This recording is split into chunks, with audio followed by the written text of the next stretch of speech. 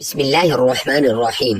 تہجد کی وہ خفیہ تسبیح جو فرشتے خود اللہ تک پہنچاتے ہیں، پڑھتے ہی آپ کا نام کامیاب لوگوں میں لکھ دیا جائے گا، آپ کی دعائیں فوراً پوری ہونے لگیں گی۔ محترم عزیزو، آج کی یہ نشست کوئی عام گفتگو نہیں بلکہ دل سے دل کا ایک ایسا رابطہ ہے جس میں ہم اس گتھی کو سلجھانے کی کوشش کریں گے جو آج ہر مسلمان کے دل میں ایک بوجھ بن کر بیٹھی ہے۔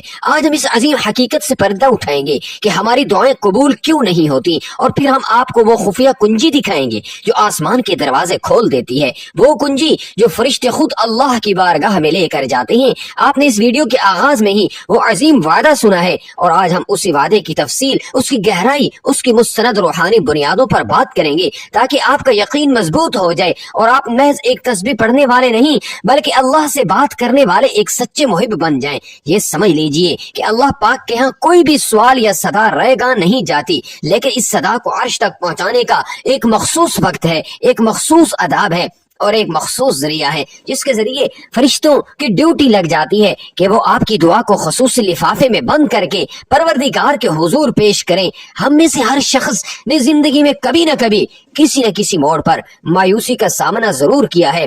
وہ گھڑی جب ہم نے اپنے ہاتھ اللہ کے سامنے پھیلائے، اپنی حاجت بیان کی، اپنی مصیبت کا رونا رویا، لیکن پھر یوں محسوس ہوا جیسے ہماری آواز فضا میں تحلیل ہو گئی ہو، جیسے وہ سنی ہی نہ گئی ہو اور حاجت وہیں کی وہیں رہ گئی۔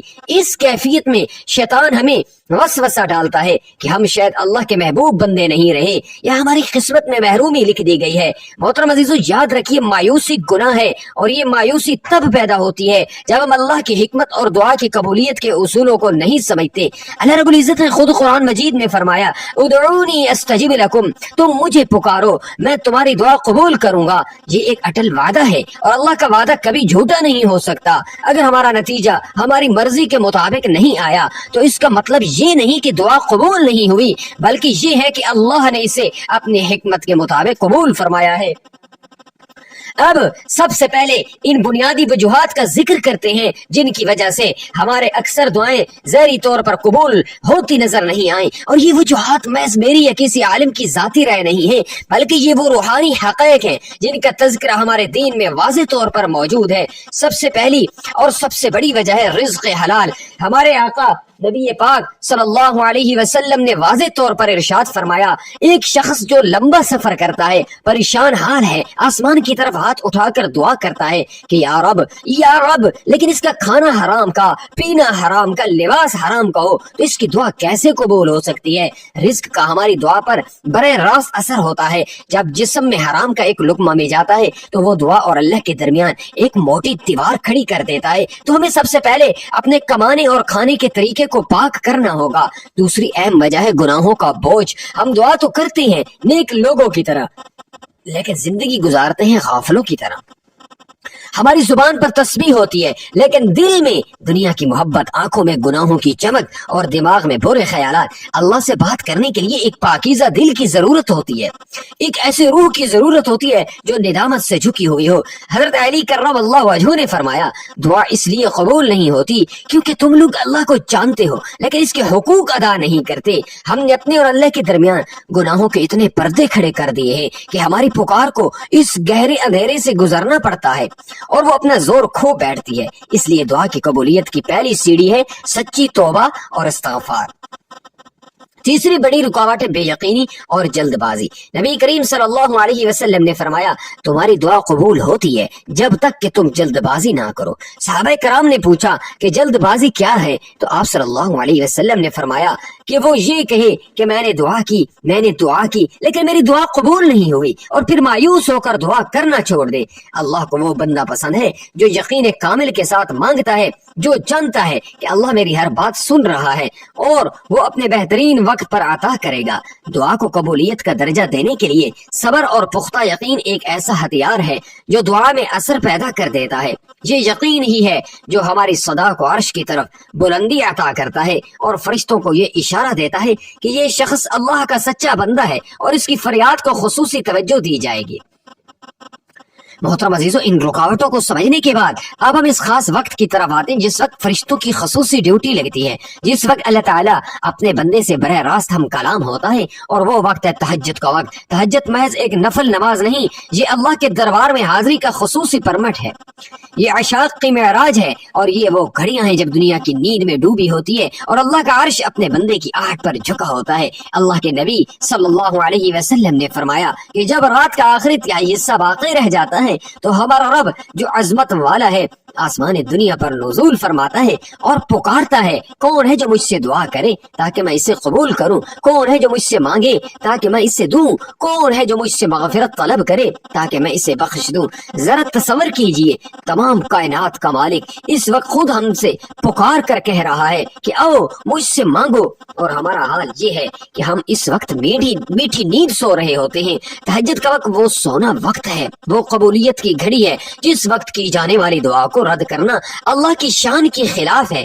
اس وقت کا فائدہ اٹھا کر اس روحانی ماحول کا حصہ بن کر ہم وہ خفیہ تسبیح پڑھیں گے جس کا ذکر ہم نے اس ویڈیو کے شروع میں کیا اور جسے فرشتے خود اللہ کے حضور پیش کرتے ہیں۔ صحابہ کرام رضوان اللہ علیہم اجمعین اور تمام اولیاء اللہ کی زندگی کا مطالعہ کیجئے، آپ کو نظر آئے گا کہ ان کی ساری کامیابیاں، ان کے سارے کارنامے، ان کی ساری روحانی بلندیاں، ان کی خلوتوں کی آہذاری اور تہجد کی تنہائیاں کی مرہون منت ہیں، اور وہ تہجد میں کھڑے ہوتے تھے، آنسو بہاتے تھے، اپنی ساری حاجتیں اپنے رب کے سپرد کر دیتے تھے۔ یہی وہ عمل ہے جو انسان کو عام لوگوں کی صف سے نکال کر کامیاب لوگوں اور اللہ کے محبوب بندوں کی صف میں کھڑا کر دیتا ہے۔ آپ بھی اگر دنیا اور آخرت میں کامیابی چاہتے ہیں، اگر آپ چاہتے ہیں کہ آپ کا نام فرشتوں کے رجسٹر میں اللہ کے کامیاب بندے کے طور پر لکھا جائے، تو تہجد کو اپنی زندگی کا لازمی حصہ بنا لیجیے۔ ہم اپنی گفتگو کو مزید آگے بڑھاتے ہوئے اس پر بھی تفصیل سے بات کریں گے کہ اللہ کی نبی صلی اللہ علیہ وسلم نے دعاؤں کی قبولیت کے لیے ہمیں کیا بہترین آداب سکھائے۔ یاد رکھیے، دعا محض الفاظ کا مجموعہ نہیں بلکہ یہ اللہ سے بات کرنے کا سلیقہ ہے۔ دعا کی شروعات اور اختتام اللہ کی حمد و ثنا اور رسول اکرم صلی اللہ علیہ وسلم پر درود شریف سے ہونی چاہیے۔ درود شریف پڑھنا دعا کی قبولیت کو یقینی بنا دیتا ہے، کیونکہ یہ ایک ایسی عبادت ہے جسے اللہ نے خود قبول کر لیا ہے۔ یہ آداب مل کر ہمارے عام دعا کو ایک خاص نذرانہ بنا دیتے ہیں جسے فرشتے بھی احترام سے دیکھتے ہیں۔ اس ویڈیو میں آگے بڑھتے ہوئے ہم اس خفیہ تسبیح کی طرف بڑھیں گے، لیکن اس سے پہلے ہمیں اپنے دل کو مکمل طور پر اس تسبیح کے لیے تیار کرنا ہوگا۔ آپ کو معلوم ہونا چاہیے کہ یہ تسبیح کیوں اتنی خاص ہے اور اس کا وہ کون سا روحانی اور تاریخی پس منظر ہے جو اسے فرشتوں کی پسندیدہ بنا دیتا ہے۔ یہ سمجھ لیجئے کہ جیسے ہی ہم اس تسبیح کو پڑھنا شروع کریں گے، ہماری روح اللہ کے عرش کی طرف ایک خاص سفر پر روانہ ہو جائے گی۔ یہ تسبیح دراصل اللہ کی ایسی عظمت اور صفات کی جلال کا اعتراف ہے کہ جب بندہ اسے پورے یقین سے پڑھتا ہے تو رب کی محبت اور رحمت جوش میں آ جاتی ہے اور اپنے اس بندے کی دعا کو فوراً قبول فرما لیتا ہے۔ یہ عمل صرف تہجد کے پرسکون اور قبولیت کے وقت ہی اپنا پورا اثر دکھاتا ہے۔ آپ اس پوری ویڈیو میں ہمارے ساتھ بنے رہیے، کیونکہ یہ معلومات یکجا کر کے اس نیت سے پیش کی جا رہی ہے کہ کوئی بھی شخص جو مایوس ہے، جو پریشان ہے، وہ اس روحانی کنجی کو استعمال کر کے اللہ کی رحمت کو اپنی طرف متوجہ کر لے۔ اس ویڈیو میں ہم آپ کو یہ بھی بتائیں گے کہ دعا قبول نہ ہونے کی ایک چوتھی وجہ یہ ہے کہ ہم نے کبھی فرشتوں کو اپنا سفارشی نہیں بنایا۔ جی ہاں، یہ خفیہ تسبیح پڑھ کر آپ فرشتوں کو اپنا سفارشی بنا سکتے ہیں جو آپ کی دعا کی گواہی دیں گے، اور جہاں فرشتوں کی گواہی شامل ہو جائے وہاں رد ہونے کا سوال ہی پیدا نہیں ہوتا۔ اس لیے آپ اپنا دھیان کہیں اور نہ جانے دیں، کیونکہ تسبیح کا ذکر بہت جلد آپ کے سامنے آ جائے گا، جس کے بعد آپ کی زندگی مکمل طور پر بدلنے والی ہے۔ اب میں آپ کے سامنے چوتھی اور سب سے بڑی رکاوٹ کا ذکر کرنے والا ہوں جو ہمارے اور اللہ کے درمیان ایک غفلت کی دیوار بن کر کھڑی رہتی ہے۔ اس رکاوٹ کو سمجھنے کے بعد ہی ہم اس فرشتوں کی پسندیدہ تسبیح کی طرح بڑھیں گے، جسے پڑھتے ہی آپ کی دعاؤں کی فائل خصوصی طور پر تیار ہو جاتی ہے۔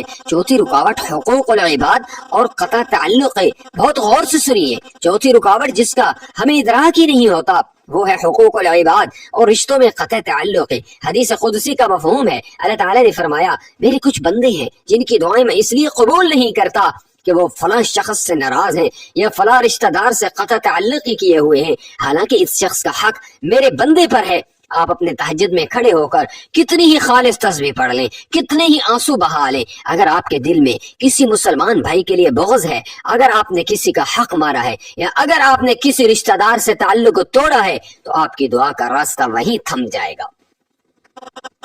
دعا کی قبولیت کے ضروری ہے کہ آپ کا ظاہر و باطن، آپ کا رزق اور آپ کے اخلاقی معاملات پاک ہوں۔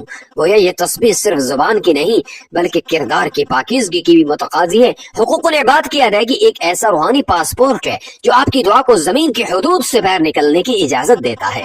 تہجد کی مزید فضیلت، رتبوں کی بلندی۔ اب ہم تہجد کی فضیلت کو مزید گہرائی میں سمجھتے ہیں، کیونکہ یہ وہ کینٹینز ہے جس میں ہماری خفیہ تسبیح اثر دکھائے گی۔ تہجد کی نماز صرف رات کو جاگنے کا نام نہیں ہے، یہ اللہ کے ولی بننے کا شارٹ کٹ ہے۔ اللہ کے نبی صلی اللہ علیہ وسلم نے فرمایا، تہجد کی نماز کو اپنے اوپر لازم کر لو، کیونکہ یہ صالحین کا طریقہ ہے، یہ تمہیں اللہ سے قریب کرتی ہے، گناہوں کو مٹاتی ہے اور جسم کو بیماریوں سے بچاتی ہے۔ سب سے اہم بات، تہجد کی نماز اللہ سے وہ انفرادی رشتہ قائم کرواتی ہے جہاں آپ دنیا کے شور سے کٹ کر صرف اللہ کی پکار اور اس کی رحمت کی آواز سنتے ہیں۔ یہ وہ لمحہ ہوتا ہے جب اللہ آپ کو دیکھتا ہے، آپ کے آنسو گنتا ہے اور فرشتوں سے فخر سے کہتا ہے کہ دیکھو میرے بندے کو دنیا سو رہی ہے اور یہ مجھے یاد کر رہا ہے۔ اسی لمحے میں جب آپ اس خفیہ تسبیح کا ورد کریں گے تو فرشتوں کو یہ خصوصی اشارہ مل جائے گا کہ یہ دعا کسی عام بندے کی نہیں بلکہ اللہ کے محبوب بندے کی ہے جسے اللہ خود یاد کر رہا ہے۔ محترم عزیزو، کیا آپ نے کبھی غور کیا کہ فرشتے ہمارا کیا کام کرتے ہیں؟ ہمارا ایمان ہے کہ ہمارے دائیں اور بائیں دو کرامن کاتبین فرشتے ہماری ہر بات لکھ رہے ہیں، لیکن تہجد کے وقت کی کہانی کچھ اور ہے۔ اس وقت رحمت کے فرشتے خصوصی طور پر نزول کرتے ہیں اور ان کا کام صبح کی نماز تک مغفرت طلب کرنے والوں اور دعا مانگنے والوں کو دیکھنا ہوتا ہے۔ ہماری یہ خفیہ تسبیح دراصل ایک ایسا لفظی لباس ہے جسے پہن کر ہماری دعا فرشتوں کو فوراً پہنچانی جاتی ہے۔ یہ تسبیح در حقیقت استغفار اور توحید کا ایک خاص امتزاج ہے جو اللہ کی شان کے سامنے آپ کی عاجزی کو انتہا تک پہنچا دیتا ہے۔ جب آپ اسے تہجد کی وقت پڑھتے ہیں تو اس وقت موجود فرشتے یہ گواہی دیتے ہیں کہ یا اللہ، یہ تیرا وہ بندہ ہے جس نے دنیا کو چھوڑ کر تیرے در پر آ کر سب سے پہلے اپنے گناہوں سے معافی مانگی اور تیری عظمت کا اقرار کیا۔ اس گواہی کی وجہ سے آپ کی دعا صرف ایک درخواست نہیں رہتی بلکہ فرشتوں کی سفارش بن جاتی ہے، اور جہاں فرشتوں کی سفارش شامل ہو جائے وہاں دعاؤں کی قبولیت کی فعل فوراً حرکت میں آ جاتی ہے۔ اسی لیے ہم نے کہا کہ آپ کی دعائیں فوراً پوری ہونے لگیں گی۔ حضرت نوح علیہ السلام اور تسبیح کا معجزہ، میں یہاں آپ کے ایمان کو مضبوط کرنے کے لیے ایک مستند روحانی حقیقت کا ذکر کرنا چاہتا ہوں۔ اللہ رب العزت نے قرآن مجید میں حضرت نوح علیہ السلام کا واقعہ بیان کیا ہے۔ جب ان کی قوم نے انکار کیا اور وہ پریشان تھے تو اللہ نے ان کے استغفار کی قوت کا ذکر کیا۔ سورہ نوح میں اللہ نے فرمایا کہ نوح نے اپنی قوم سے کہا، اپنے رب سے مغفرت طلب کرو، یقیناً وہ بڑا بخشنے والا ہے، وہ تم پر آسمان سے موسلادھار بارش برسائے گا اور تمہارے مال اور بیٹوں سے نوازے گا اور تمہارے لیے باغات پیدا کرے گا اور تمہارے لیے نہریں جاری کر دے گا۔ محترم عزیزو، غور کیجئے، یہ استغفار کا ذکر ہی ہے جس کے ذریعے صرف روحانی فائدے نہیں ملتے بلکہ مالی اولاد اور دنیاوی کامیابیوں کا وعدہ بھی کیا گیا ہے۔ اب اگر عام استغفار اتنی طاقت رکھتا ہے تو تصور کیجئے تہجد کے آخری پہر میں جب اللہ خود پکار رہا ہو اور فرشتے موجود ہوں تو خصوصی طور پر کیا جانے والا یہ استغفار جو کہ ہم آپ کو آگے بتانے والے ہیں کتنی قوت رکھے گا۔ یہ ہماری وہ خفیہ تسبیح ہے جو فرشتے خود اللہ تک پہنچاتے ہیں، کیونکہ یہ اللہ کی وحدانیت اور رحمت کا ایسا اعتراف ہے جو اللہ کو سب سے زیادہ پسند ہے۔ اب ہم آپ کو بتائیں گے اس خاص تسبیح کو آپ نے تہجد کے وقت کس ترتیب سے پڑھنا ہے تاکہ یہ آپ کی دعاؤں کی قبولیت کو یقینی بنا دے۔ اس تسبیح کو پڑھنے کا طریقہ عام نہیں ہے، اس میں 3 ایسے اہم اجزاء شامل ہیں جنہیں آپ نے مقررہ تعداد میں تہجد کی نماز کے بعد پڑھنا ہے۔ پہلے درود شریف، پھر یہ فرشتوں کی پسندیدہ تسبیح اور پھر اللہ کے ایک ایسے نام کا ذکر جو فوراً آپ کی حاجتوں کو پورا کر دیتا ہے۔ لیکن اس سے پہلے کہ ہم آپ کو یہ تسبیح بتائیں، آپ کو یہ جان لینا چاہیے کہ اس تسبیح کا سب سے بڑا فائدہ یہ ہے کہ یہ آپ کو سیدھا عرش الہی سے جوڑ دیتی ہے اور آپ کا نام ہمیشہ کے لیے کامیاب، سچے اور اللہ کے قریب لوگوں میں لکھ دیا جاتا ہے۔ محترم عزیز و وقت کی نزاکت کو مد نظر رکھتے ہوئے اب ہم اس عظیم با برکت عمل کے بارے میں جانتے ہیں۔ وہ فرشتوں کی پسندیدہ خفیہ تسبیح جس کا وعدہ ہم نے اس ویڈیو کے آغاز میں آپ سے کیا تھا۔ ہم نے اس ویڈیو میں دعا کی قبولیت میں حائل تمام رکاوٹوں کو سمجھا، تہجد کی فضیلت کو جانا، اور یہ بھی دیکھا کہ کس طرح حقوق العباد کی ادائیگی اور گناہوں سے توبہ ایک روحانی پاسپورٹ کا کام کرتے ہیں۔ اب آپ کا دل مکمل طور پر پاکیزہ اور عمل کے لیے تیار ہے۔ اب جو طریقہ آپ کے سامنے پیش کیا جا رہا ہے یہ کوئی عام وظیفہ نہیں، بلکہ یہ تہجد کے وقت کی مخصوص روحانی چابی ہے جو آپ کے لیے عرش کے دروازے کھول دے گی۔ یاد رکھیں، یہ تسبیح ویسے تو آپ کسی بھی وقت پڑھتے ہوں گے، لیکن جس مخصوص ترتیب، تعداد اور وقت میں ہم آپ کو یہ عمل بتا رہے ہیں یہ اسے خفیہ اور فوری قبولیت کا حامل بنا دیتا ہے۔ اس عمل کو پورے دھیان اور توجہ، خشوع خضوع کے ساتھ کرنا ہے، اور انشاءاللہ آپ اس کے فوائد اپنی آنکھوں سے دیکھیں گے۔ محترم عزیزو، اس عمل کے لیے سب سے ضروری ہے کہ آپ تہجد کی نماز خشوع خضوع کے ساتھ ادا کریں، اپنے دل کو دنیا کے ہر خیال سے پاک کر لیں۔ نماز مکمل کرنے کے بعد جائے نماز پر ہی بیٹھ کر ہاتھوں کو دعا کے لیے پھیلائے بغیر آپ نے یہ 3 حصوں والا نورانی عمل شروع کرنا ہے۔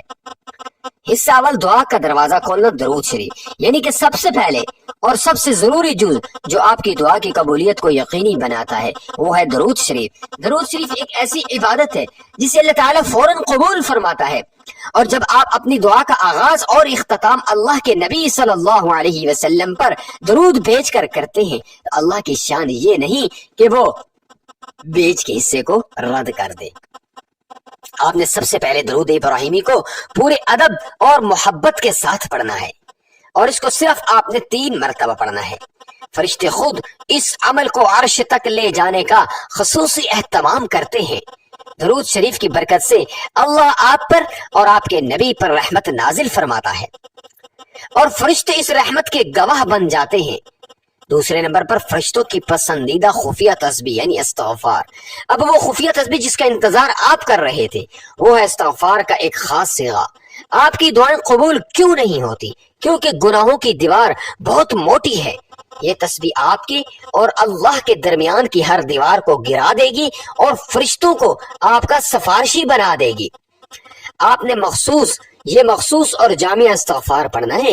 استغفر اللہ الذی لا الہ الا هو الحی القیوم واتوب الیہ، میں اللہ سے مغفرت طلب کرتا ہوں جس کے سوا کوئی معبود نہیں، جو زندہ اور قائم رہنے والا ہے، اور میں اسی کی طرف توبہ کرتا ہوں۔ اس کی آپ نے ایک تسبیح یعنی 100 مرتبہ پورا پڑھنا ہے۔ یہ وہ تسبیح ہے جو فرشتے خود اللہ تک پہنچاتے ہیں۔ نبی اکرم صلی اللہ علیہ وسلم نے فرمایا جو شخص یہ استغفار پڑھے اس کے گناہ معاف کر دیے جاتے ہیں، خواہ وہ میدان جنگ سے بھاگا ہوا ہی کیوں نہ ہو۔ تہجد کے وقت جب فرشتے مغفرت لے کر اترتے ہیں تو آپ کا استغفار سید الاستغفار کے قریب ترین ان کی توجہ حاصل کر لیتا ہے، اور وہ آپ کی طرف متوجہ ہو کر گواہی دیتے ہیں کہ یا اللہ، اس بندے نے سحر کے وقت تیری پکار پر سب سے پہلے اپنے گناہوں سے معافی طلب کی ہے۔ یہ فرشتوں کی گواہی آپ کا نام کامیاب لوگوں میں لکھوا دیتی ہے۔ تیسرے نمبر پر آپ نے یا ذوالجلال والاکرام، اس عمل کا آخری اہم جز ہے۔ اللہ کے ناموں سے مدد لینا۔ دعا کے اختتام پر اللہ کے اس بابرکت نام کا ذکر کیا جاتا ہے جس میں جلال، عظمت اور اکرام، مہربانی دونوں شامل ہیں۔ آپ نے اللہ کا یہ نام پورے دل کی گہرائیوں سے پڑھنا ہے، یا ذوالجلال والاکرام۔ آپ نے اس کو 11 مرتبہ پڑھنا ہے۔ نبی اکرم صلی اللہ علیہ وسلم نے فرمایا کہ یا ذوالجلال والاکرام کو لازم پکڑو، یہ نام اللہ سے مانگنے میں ایک خاص تاثیر رکھتا ہے اور آپ کی حاجتوں کو فوراً پوری کرنے میں مددگار ثابت ہوتا ہے۔ یہ دعا قبولیت کے آخری مرحلے پر فوراً اثر کرتی ہے اور آپ کی دعاؤں کی فعل کو مکمل کر دیتی ہے۔ آخر میں آپ نے اسی طرح درود ابراہیمی کو 3 مرتبہ پڑھ کر اس پورے عمل پر قبولیت کی مہر لگا دینی ہے۔ محترم عزیزو، اس عمل کو روزانہ تہجد کے وقت پابندی اور یقین کے ساتھ اپنا معمول بنا لیجیے۔ یہ عمل صرف تسبیح کے دانے گھمانا نہیں ہے بلکہ اللہ کے ساتھ ایک نئے عہد اور نئے رشتے کا قیام ہے۔ جب آپ اس ترتیب سے یہ عمل کریں گے تو اللہ کی رحمت آپ پر چاروں طرف سے نازل ہوگی۔ آپ دیکھیں گے کیسے آپ کی دعائیں فوراً پوری ہونے لگیں گی، کیسے غیب سے آپ کی مشکلیں حل ہوں گی، اور کیسے آپ کا نام کامیاب لوگوں میں لکھ دیا جائے گا۔ اس عمل کو ایک بار پورے یقین کے ساتھ کریں اور پھر کمال اپنی آنکھوں سے دیکھیں۔ یہ آپ کی زندگی کا سب سے بڑا روحانی تجربہ ثابت ہو سکتا ہے۔ محترم عزیزو، آئیے اب مل کر اللہ کریم سے دعا کرتے ہیں کہ وہ ہماری کوتاہیوں کو معاف فرمائے اور ہمیں اس عمل کی پابندی کی توفیق عطا۔ یا الہی ہم تیرے گنہگار بندے تیرے در کے محتاج ہیں، ہماری تمام خطائیں معاف فرما، ہمیں اس تسبیح کو خشوع و خضوع سے پڑھنے کی توفیق عطا فرما۔ اے غنی ہمارے رزق میں کشادگی فرما، ہماری پریشانیاں دور کر اور ہماری تمام جائز دعاؤں کو اپنی حکمت کے مطابق فوراً قبول فرما اور ہمارا نام اپنے کامیاب اور محبوب بندوں میں لکھ دے، آمین یا رب العالمین۔ کامنٹس میں اللہ تعالیٰ کے 99 بابرکت ناموں میں سے کوئی سا ایک نام وسعت رزق اور حصول ثواب کی نیت سے تحریر فرمائیں تاکہ ہماری یہ روحانی محفل مکمل ہو جائے۔ اس خوبصورت اور لازوال پیغام کو آپ کی طرح مایوس اور پریشان لوگوں تک پہنچانا آپ کی ذمہ داری ہے۔ اس ویڈیو کو لائک کیجیے، اسے صدقہ جاریہ کی نیت سے شیئر کیجیے اور روحانی ویڈیوز کے لیے ہمارے چینل کو سبسکرائب کر لیجیے۔ آخر میں ہم امید کرتے ہیں کہ آپ اس عمل کو شروع کریں گے اور اپنی زندگی میں برکتیں دیکھیں گے۔ اگلی روحانی اور معلوماتی ویڈیو تک کے لیے اپنے میزبان کو اجازت دیجیے۔ اللہ نگہبان۔